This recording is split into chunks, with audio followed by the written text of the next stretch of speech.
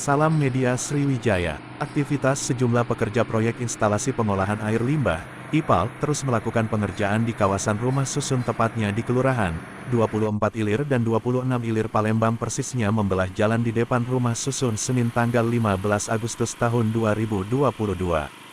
Proyek IPAL Palembang tersebut merupakan hibah pemerintah Australia yang akan menyelesaikan persoalan sanitasi limbah rumah tangga secara bertahap untuk memperbaiki kondisi lingkungan kota Palembang.